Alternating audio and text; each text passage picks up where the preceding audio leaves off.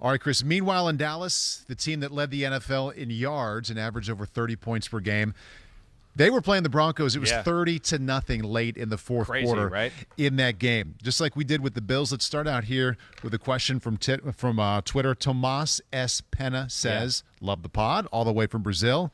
Did the Cowboys get so overconfident with their playmakers to the point they underestimated schemes and didn't design plays to make the game easier for them? No. It's a very good question. I don't think it was overconfidence. It was a bad day. There where I just told you, Buffalo, I'm a little concerned with. Dallas, I know it was a bad day. I'm not going into concernedville yet with Dallas's offense. I'm not. We're going to show plays, and Pete knows. We were on the phone last night for an hour and 20 minutes, and he watches the plays with me as we go through it. There was plays there to be had. There was drops in the game. They didn't play their best ball, certainly. They didn't take advantage of two decent drives to start the game. They get stopped on fourth down.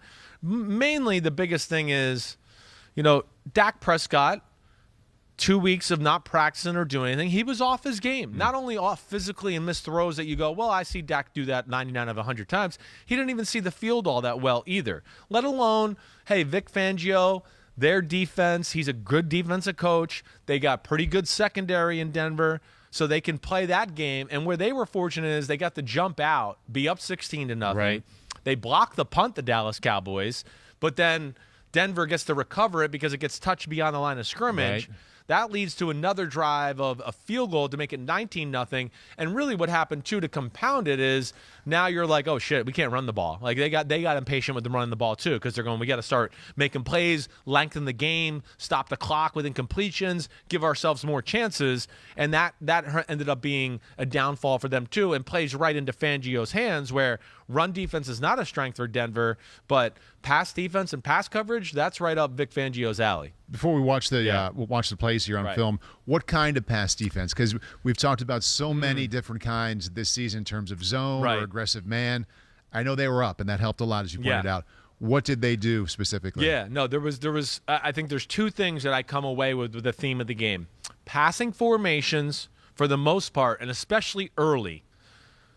Man-to-man coverage, four-man rush, deep safety in the middle, somebody lurking in the middle to look for crossers. So a deep safety in center field and a guy up there. And it was either the safety in the middle of the field, like looking for crossers, or maybe the safety was covering the tight end, and now the linebacker's in the middle of the field looking for crossers, but always having somebody in that area to go, wait, if you do those man-to-man pick plays or, you look to go post, deep crosser over we're going to have somebody coverage there to kind of get in your way. And you can do that because you're not rushing five. You're exactly right. Yeah. So now you got listen, there was some plays right there, even the pressures we just showed with Jacksonville against Buffalo. It was a blitz, but one guy dropped. It's four-man pressure. The NFL's listening to us. They're listening to the podcast and going, damn, Paul and Chris are right. So there's that, Paul, and here's the other aspect. So passing formations, they played it that way. Running formations, two tight ends, oh no, they might slug us and kick our butt with the running game.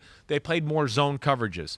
Why? Because you don't want to be playing too much man-to-man against a good running football team because all of a sudden they send motions and things, and all of a sudden we go, oh, wait, that guy was supposed to be responsible for the C gap, but now he went across with the motion, and wait, we didn't adjust right and get somebody back over there to help the C gap in the run game. That's what becomes the issue there, let alone like it can be a little tricky with play-action passes when you play too much man-to-man in those type of sets too. So what does it do? Zone defense and a run formation and running sets, all eyes can be on the quarterback, on the run game. If they do run it, we can get all our bodies down there and try to tackle them. Two, if they do run some, play action pass and now our linebackers are way up in there, at least we got some guys back there in the secondary who are playing their zones and seeing the quarterback and get to read his eyes and maybe get after some of those combinations. All right, we have 3 plays here to demonstrate the Cowboys' struggles against the Broncos on Sunday. Let's begin halfway through the first quarter. 3rd down and 9 on the Bronco 27. 3rd down and 9, and this is one of the first times of the game where it's scoreless right now. It's scoreless, right. They've already missed on 4th and 1 on their opening drive. This is going to lead to a miss of 4th and 3 a few plays later, and we're going to show the next 2 plays here. This is one of the first plays, though, all game to this point where they got in a passing formation, and Denver did not play the man-to-man middle of the field coverage like I was telling you about, okay? This is one of the first times. So this is kind of a curveball here. Okay. For the first time, like all game, to where they're all over it. And what they do here is he wants to look at the single cut with CeeDee Lamb on the left because he thinks it's some sort of man-to-man coverage at first, or because that's what they've been doing. The safety ends up coming way back over here. It's not this safety. There's another safety back here to kind of cloud that. So he doesn't have that right from the get-go, all right? And then what they do is, is what I would call, and what teams that I played for, and I'm just trying to get into the right spot here, they box the bunch, all right? So we have a bunch formation at the top of the screen. 3 wide receivers. 3 wide receivers, right? I think the inside guy is Dalton Schultz as the tight end, but 3 pass catchers, 100%. And what I mean by box the bunch is you got short inside, you got short outside, you got deep outside. He's going to be over here for deep inside. So it ends up almost looking like a box, right? That's why you say box the bunch. They're going to kind of play first guy that comes into my area, I got this corner of the box, right? Okay. That's basically what they're doing. And as you see here, all right, they're going to run like, I'm going to try to get to it just so I can kind of, it's going to be shallow crosser, deeper crosser. Dalton Schultz is going to run kind of like a real deep in cut. Now, he pops open. He ends up being open. But again, what I want to just show here is kind of just what symbolizes the whole game. Even when there was a few people open, all right, it was never smooth. And I think as soon as he's like, here's Dak Prescott, he's getting back to like now the concept side, because you can see his eyes are still over here to CeeDee Lamb, but you got to trust me, there's a safety over there that's discouraging him. And now he's going back to the concept side. You know, right now he's going, wait, that's not right. This guy's here. Wait, there's somebody over there waiting for this guy. But he ends up clearing it out, and he's going to have a hole for Dalton Schultz. But as soon as he starts to get there, Zach Martin versus Draymond Jones gets beat, and he doesn't get a chance to really get to that play. So he ends up running and scrambling, and now it becomes, I believe, 4th and 3, maybe 4th and 2. Okay. All right? So that's that example. And 4th and 2, is this the very next play? It's the very next play. Okay, next play, 4th and 2 on the 20. Now we're going to get back to Denver is going to play their man-to-man coverage where I talked about like a free guy being in the middle. But Dallas sends 3 crossers this time. They go, you want to play man-to-man with a guy in the middle? Well, we're going to send so many crossers at you. You're not going to be right. One of them's going to get open. And that's basically what they do. He goes this way, he goes this way. Cedric Wilson comes underneath. They got Zeke Elliott clearing it out on a wheel route, all right? This is a very popular play in the NFL, 4-man rush once again, and they got Denver. Denver's in trouble. They're playing man across the board, as you could see, right? Tavion Young's Kenny Young's getting outside to cover Zeke, all right? Let me just make sure I got this right. You know, let me see just to make sure. All right. Okay. Yep, I got it. Sorry. You know, we got Surtain on the outside receiver here. And then Justin Simmons is going to be worried about Schultz coming across. All right. And then your free guy is right here in the middle. All right. Well, like I said, they send so many crossers. Look at the free guy in the middle. He's going like, wait, there's 2 crossers coming at me, this guy. And, you know, and you see Fuller here, number 23, who's covering Cedric Wilson. There's just too much trash to fight through. So it's a great play call. It's great. They got it because they've seen it a few times already. They've seen the defense that I'm explaining to you. Again, this is the second drive, and I'm going to say to this point, they've thrown the ball, you know, in some passing sets, let's just say 5 or 6 times, and they've gotten this coverage 5 out of the 6 times. There's only that one play I just showed you where it was the first time they didn't play the coverage I've told you about with the man and the free guy in the middle. They got what they wanted defensively. They have a good play call. Like, I don't remember watching this live what happened. I'm wondering how this got messed up. And this goes back to, you know, our buddy Tomas Espena in Brazil to go, our man Dak was just off. He throws it at the feet. I mean, he might score a touchdown. He might score a touchdown. Now, listen, on the game film, I kept going, wait, did 93 Draymond Jones tip this ball? Like, I rewound it 50 times. I don't think he did. And we're going to show you. He didn't. We have a better, clearer angle here. I think Dak decelled on it because he was so open, just tried to baby it. He tried to baby it. That's a great way to say it. Like, oh, he's open. Instead of like, no, throw the ball through his target. Yeah. Throw it through his chest and let him catch it and run. And like you got to trust me here again. I know I like to say that a lot with this stuff. Zeke's going to clear out Kenny Young, and I'm telling you, if he catches this ball, he's going to go up the sideline, and maybe a safety tackles him at the 2-yard line. But I find it highly unlikely. And as you see, can't even get a chance to catch the ball. And this is why they pay Pete Dimolitolitis the big bucks. Look at the replay. Clean as can be. Yeah. You said it. He babied it. It kind of looks like it. I don't know. He just didn't quite step into it. That's exactly. You said it the right way. And he has no chance. It's not even close. Not even close. Not even close, right. Wow. And that leads to Denver going down the field, scoring their first touchdown, and being up 6-0.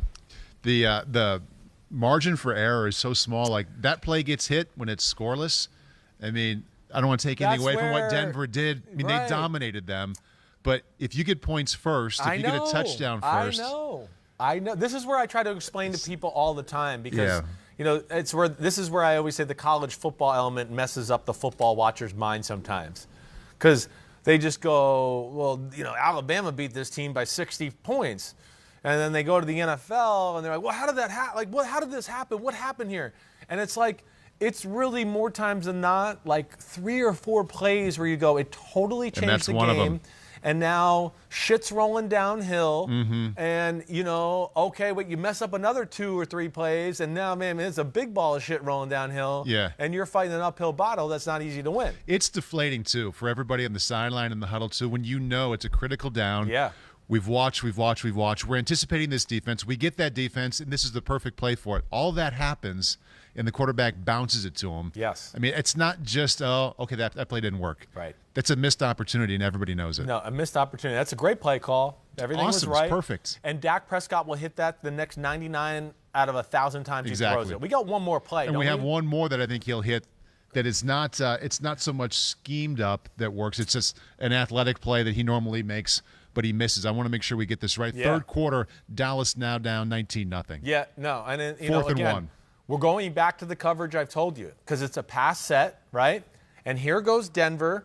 Denver's going to play the man with a free guy in the middle. There's Justin Simmons. He's coming down, right, to cover Ezekiel Elliott offset to his right. So here we go. 4th down, 4-man rush. It's man-to-man across the board. He maybe is going to blitz if Zeke stays, but once he sees him go out, he matches him and covers him. All right? We got Kenny Young on Schultz. We got, I can't see who that is. I think that's Fuller. No, that might be Darby. Darby man-to-man on Cooper. And then you got William Jackson back here as the free guy. And you got a middle linebacker here who's the free guy. Again, back to the theme we talked about, right? Yeah. So man-to-man passing situations. Did I say William Jackson? Kareem Jackson. Sorry, thank you. Keep me up to date there, Pete. Too many plays and names going through my head. So what they're going to do here is Amari Cooper, inside release, going to try to run a deep out. Dalton Schultz is going to kind of run the up 5 yards and option route out, right? On the backside, let me clear these out just so I can do this again. So there we go. Out, Schultz, option out. They're going to run CeeDee Lamb on he's going to run it out and come back in type of return route, reverse return route. Cedric Wilson's going to run a deep out. All right, out of all these guys that I just show you, none of them are going to be open except for Cedric Wilson. All right? Now, he's taught probably in this formation to play this side. He can probably play either side he wants in man-to-man on this one, but I think what he's really looking at is going, it's 4th and 2, and the middle linebacker is inside leverage on my good pass-catching tight end who's about to run a 5-yard out. So I should be able to hit him, and we get a first down, and we keep this game going, right? What I'm going to show you, again, is Vic Fangio, and I think Denver having a pretty good feel and some of these drop-back pass moments of knowing what to get or what they were going to get. And because you have like people in the middle of the field that are free, you know, it helps them out. But you see there, Kenny Young, he's all over it on the top of the screen. He wants to throw this right here as he's pumping, right? He's going to pump, and as he's about to cock the ball and throw it, he's going, oh, I can't throw that. It's going to be a pick six, all right? Now, even farther back, Amari Cooper, who's trying to run a deep out, the corner's playing outside leverage on. He can't. It's over. He's done. There's nothing he can do here. So now you see Dak. He's kind of looks there. Uh-oh. Now he's moving in the pocket. You could see at this moment right here, CeeDee Lamb does a great job of kind of, you know, scramble drill because he ran the out, come back in. That was his third option kind of guy. And you see Cedric Wilson on the out, but here's CeeDee Lamb, the hand up, all right? And he's behind everybody. And again, this goes into, again, just the encompassing the whole picture here. Good defense and Dak Prescott being off.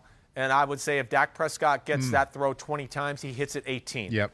And it's that adds up, and all of a sudden you're down 19-0, and all of a sudden you're down 22-0, and then all of a sudden it's 30-0, and it just goes downhill from there. So in these last two teams that we've looked at, the Bills offense, Cowboys offense, you see the one that led in points. We talked about the Bills extensively. The one that led in yards. And with the Bills, it felt like it was a sign of a bigger problem. Cowboys, same question. Is this a sign of a bigger problem? No, it's not. I'm not panicked about Dallas at all. I'm really not. Just Dak missing a couple throws. It's just Dak missing a couple throws. Exactly right. You know, and some good defensive plays by Denver because they're coached well. And I'm going to give them credit. You know, they did a pretty good job of, you know, the biggest issue of the game also other than Dak missing throws, you know, the game got away from them. But with no Tyron Smith in the game, they moved who has been their right tackle, Steele, over to left tackle, and Lyle Collins went back to his original position of right tackle. And Steele really got whooped throughout the game, too. I mean, whooped. He got pushed back into Dak a lot. So, you know, like we showed a little bit, even though there's a few times where you go, oh, somebody's going to be open, it was just a bad day for their offense altogether. I don't see that, you know, continuing to be a problem. Too much talent. The offensive line's still good. Receivers are still good. Dak's still a top 10 quarterback, and it's a good system. They'll be back this week against Atlanta. Hi, I'm Mike Tirico, and thanks for watching. Make sure to hit subscribe for the latest news and highlights from NBC Sports.